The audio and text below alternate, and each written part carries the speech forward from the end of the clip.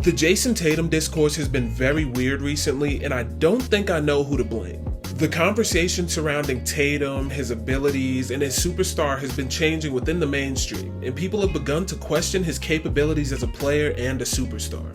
And this has of course been fueled by a stretch of weaker play in the playoffs, which was capped off when his all-star teammate Jaylen Brown won the Eastern Conference Finals MVP in a series where Tatum was honestly pretty bad. However, I think Tatum's unfortunate situation is indicative of a bigger issue that the NBA is facing, and everyone has a stake in it, from ESPN to Nike and even you as the fan. The face of the NBA. The question of who will be the new face of the league is one that's been looming over the NBA for at least 3 to 4 years and at most 6, and the NBA has more investments than ever in finding this out, because the issue isn't one that the league has had in recent memory. Ever since the days of Wilt and Bill Russell, the NBA has had at least 1 or 2 solid superstars that could be hailed as the faces of the league, and while Kareem, Magic, Bird, and others were able to carry this torch, Michael Jordan's arrival changed everything. If you've seen The Last Dance or any other Michael Jordan YouTube Glaze session, then you probably understand what I'm saying. But Michael Jordan's star power was unreal, and his play on the court, while incredible and crucial to building his star, was only one part of what allowed the NBA to become a global mainstay. See, Jordan wasn't just a great player, but he was a face. He would smile and pose with babies, go on late night shows, and had iconic media campaigns and an even more iconic sneaker. Jordan wasn't just important to basketball or the NBA, he was important to the culture, and the NBA used that to help build the league into an empire with Jordan as its king. And while many iconic figures followed that the league similarly tried to establish as the face, like Kobe or AI, who didn't have the league's backing, only one has been able to achieve the same cultural cachet and public relevance that MJ had, and that's of course LeBron James. There was of course some gray area in there where him and Kobe were the faces, but LeBron has been a global ambassador and role model for the NBA for just about the entirety of my life, and he's been a godsend for the NBA. He's not only been the best player forever, but he's been squeaky clean, with no controversies or blow-ups that could hurt the league's growth, and he's been the model for the NBA. And now, with the end of his career approaching, the league is in desperation mode. So they've begun a frantic search for the best player, and this is the first part of why the Tatum discourse has been so weird: the media and the need to say something. See, we live in a world where you're constantly bombarded with information, and due to the advent of the 24-hour news cycle, everyone needs to say something every day.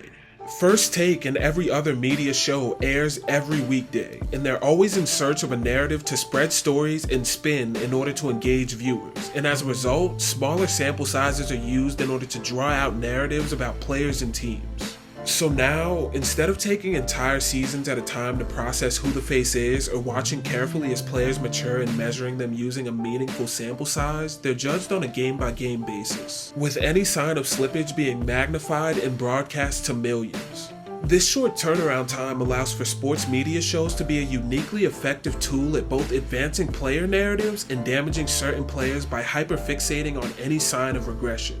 Or, in the case of players like Trae Young or Paolo Banchero, outright ignoring them and reducing their importance to the public and the league. This effect creates scenarios like Tatum's, where despite having a 27-8-4 season and making first-team All-NBA while having the #1 record in the league, you're repeatedly discussed and ridiculed by the media on the basis of a perceived regression, which is just an excuse to talk about something related to Boston. In fact, this effect is magnified for Jayson Tatum, because as a guy who's been on a great team and a winner from the moment he entered the league, he's been given far less of a cushion than other guys who were on worse squads.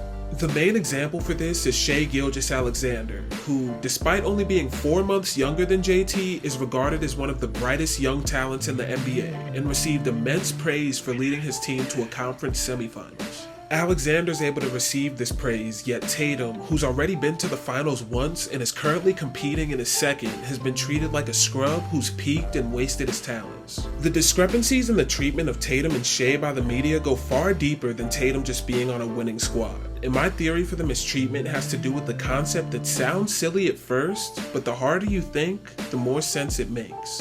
Part 2. Oral. Brief vocab lesson for my non-terminally online folks out there.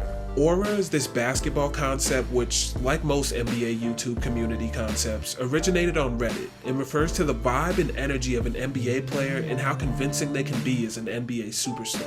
So you can be an absolutely amazing player and have zero aura, and you'll be a guy like Tim Duncan. But on the flip side, if you're kinda mid but have incredible aura, then you'll be a guy like Jimmy Butler. When you say it out loud, it sounds like a really silly concept, but it feels like that's sort of what's being used to justify the slander of many superstars, including Jayson Tatum. Tatum has been labeled as corny from the moment he trained with Kobe Bryant during his rookie offseason, and people have repeatedly questioned his game and clowned him for supposedly trying to be like Kobe. Yet Shai has been on teams that have won 22 games and lost by 73 points, and he's still regarded as quote-unquote one of the best young talents. This is because the aura surrounding Shai and the entirety of the Thunder squad is youthful fun. And when you watch the press conferences, they're all together, dropping Instagram captions and allowing their personality and swagger to really take over the team, which changes the way that they're understood by the media. This is a luxury that Tatum isn't given because he's been good since the team was still trading for stars and trying to beat LeBron 6 years ago. So the timeline that he's on is that of a team that's been in win now mode for nearly a decade. Furthermore, Tatum isn't necessarily allowed to place his own imprint upon the Celtics franchise because they're a team with a built-in aura and image that doesn't allow for the freedom that comes with being young and not winning a lot. Because as much as it pains me to say it, Boston is a franchise that's used to winning. So regardless of how much Tatum attempts to imprint his own image or build his own brand and aura on the Celtics team, the reality is that the Celtics will always be a Boston team and not a Tatum team. But Shai isn't the only one who's been able to endear themselves based on their aura, and the discourse around another guy becomes really interesting when you compare it to that of Tatum, Anthony Edwards. Now that Anthony Edwards has been out of the playoffs for a while, I think we can all safely say that the amount of media glaze that was being shown should be criminal. Everything Ant said, every play he made, every win the Timberwolves got, it was a whole lot of going on, and it has to be addressed. And I understand. It was fun watching the Timberwolves and it's fun seeing Ant play. But they had people saying he was Jordan's son and he was being crowned as the face of the NBA before he'd even won anything.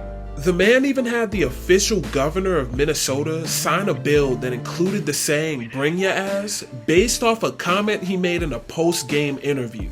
All of this treatment and glazing made it so that when he played pretty badly in the conference finals against Dallas, it was barely addressed because people shifted the blame to Rudy Gobert and said that Ant was only 22 so he shouldn't have to do too much. Ant's aura quite literally made him infallible to the media, and his cult of personality has been bolstered by the way media organizations discussed him, as well as an underrated aspect of the superstar image, his AE sneaker endorsement. I have to give credit. The AE ones are a tough basketball sneaker, and Adidas has been doing their thing with marketing the hell out of the sneaker using Ant's personality. He's been in commercials leaning not only into his pettiness, but also accentuating his Atlanta accent and southern drawl, and Adidas has been able to use Edwards' blackness and swagger to build a brand off the back of Ant's demeanor. Ant has been able to act as a solid foundation, and it's had little to do with his team's success, and more to do with the perception of his person, which Adidas has taken and magnified to help grow Edwards' image and brand and fuel sales for his sneaker. This is how you get iconic ads such as the Receipts ad, which shows Ant-Man shooting around in his sneaker while directly responding to media criticism of him with his trademark confidence and southern accent. Unfortunately for Jayson Tatum, while Jordans and Michael Jordan are staples of basketball culture around the world, every athlete not named Michael Jordan that is signed to his brand has Basuda sneakers and even more Basuda marketing. And this is just the norm for Jordan brand. You can look at every player in their sneaker.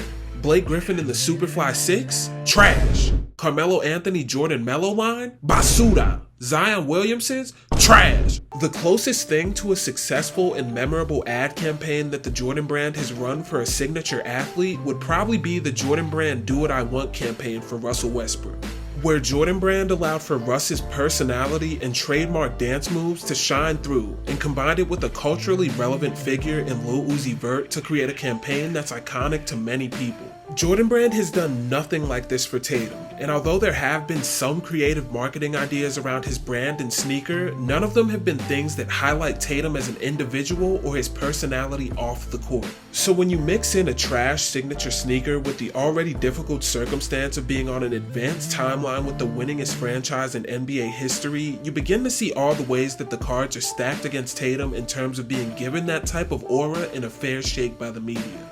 Tatum's current predicament is one of the strangest that we've ever seen, and ultimately, while all of these factors surrounding Tatum and his image are important, I do believe that if Tatum does win a chip this year, the conversation around him may change slightly. And this brings us to the final piece of the puzzle: you, the hypocrite fan.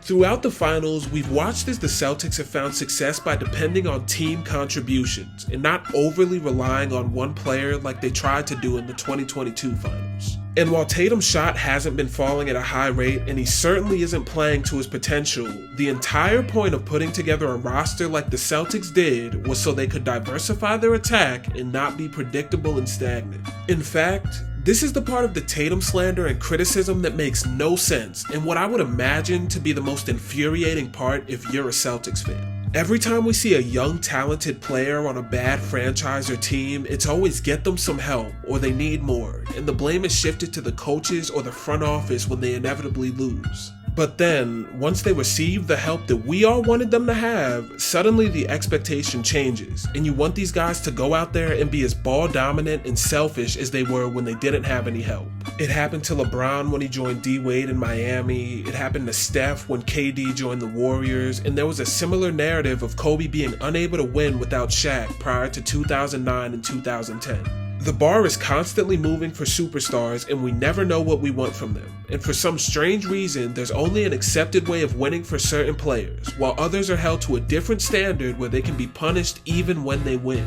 There are legitimately people out there saying that Jayson Tatum could be replaced with Josh Hart and the Celtics would see no difference. NBA discourse has routinely been bad when it comes to superstars, so nothing can really surprise me, but the finals has really reaffirmed to me that for the most part, with everything surrounding Tatum, the bar is in hell.